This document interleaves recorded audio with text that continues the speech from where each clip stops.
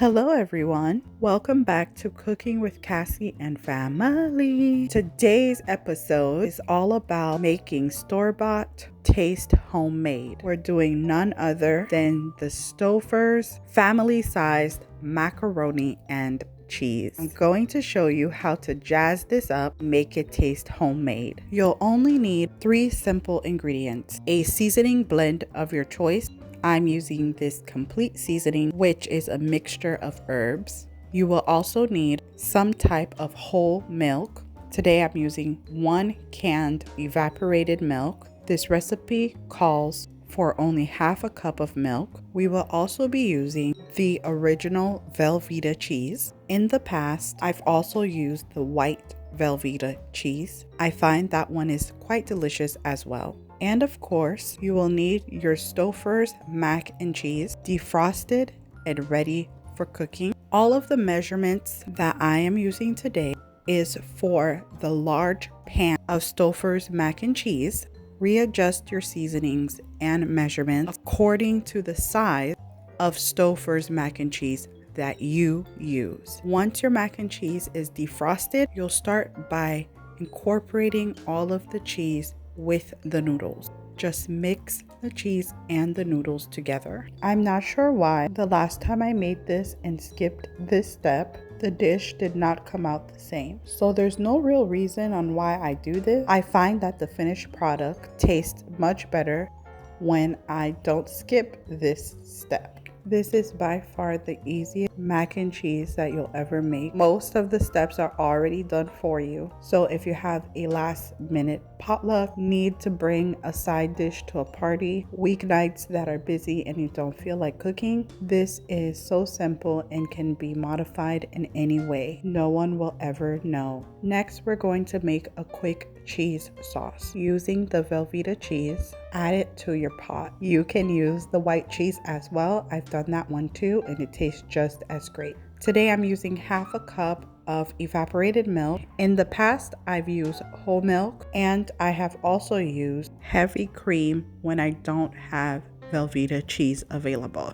You'll add 1 tablespoon of complete seasonings or any other type of seasonings you'd like. Use something that does not have a lot of salt.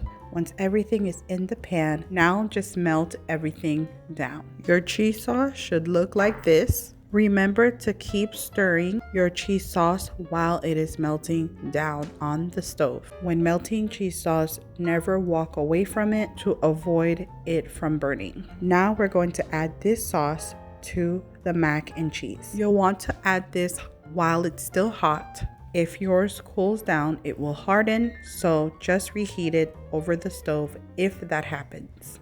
If you've made it this far into the video, I would like to ask you for a huge favor. Please subscribe to this channel and share this video with a friend that you know needs to see this. During the holidays, with all of the different parties and events, it's not always easy to make all of our dishes from scratch. Having simple hacks like this has made life so much easier for me, and my hope is that it makes life easier for you. Every time I've ever made this side dish, no one could tell it was STOUFFE'S. You can definitely substitute any of these ingredients and jazz this all the way up.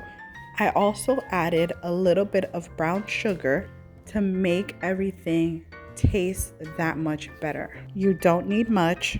1 tablespoon will do the trick. So just mix and blend everything together before adding this to your oven. Once you have all the cheese well blended together, simply follow the cooking instructions on the back of the STOUFFE'S mac and cheese prep box. And that is a job done. This is a simple way to jazz up store-bought and make it taste homemade.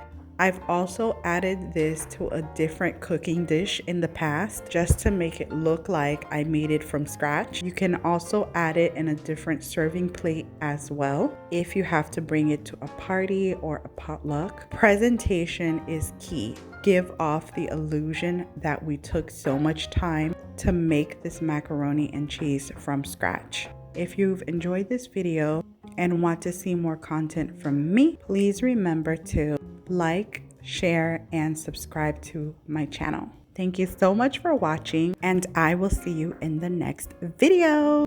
Bye for now.